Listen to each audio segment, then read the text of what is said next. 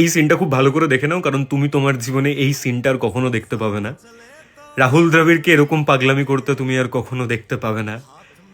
এই দুটো মানুষকে টি-20 খেলতে আর কখনো দেখতে পাবে না দেশের হয়ে।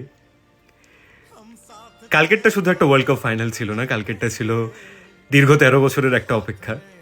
সত্যি কথা বলতে, যখন 28 বলে 27 রান দরকার ছিল আর হেনরি ক্লাসেন ওরকম বিভৎস মারছিল, আমিও টিভিটা বন্ধ করে কাঁদতে শুরু করে দিয়েছিলাম।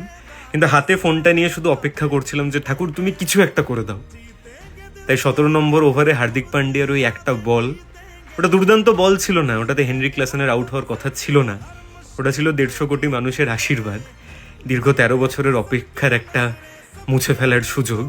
ওটা ছিল 2023 সালের নভেম্বর মাসের হিসেব, আর কিচ্ছু ছিল না। তুমি বলো না কালকের ম্যাচটাই কি হয়নি? যারা সবাই ফর্মে ছিল কেউ রান করতে পারেনি। আউট অফ ফর্মে থাকা কোহলি কালকে 76 রান করে দিল। সোশ্যাল মিডিয়াতে ট্রোল হতে থাকা শিবম দুবে কালকে 16 বলে 27 রান করে দিল। অক্ষর প্যাটেল 47 রান করে দিল। আর যেই ক্যাচটা হওয়ার কোনো কথাই ছিল না, সূর্যকুমার যাদব সেই ক্যাচটা লুফে নিল।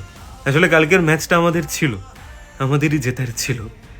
সে দুটো লাইন যে স্বপ্নের সাথে লড়েছিল ওরা বার্বেডসের বুকে, চুপচাপ শুধু খেলেছিল ওরা, কিচ্ছু বলেনি মুখে। 150 কোটির ভরসা ছিল ওই 11-র হাতে, মন ভাঙতে দেয়নি কারোর কালকে ওরা রাতে।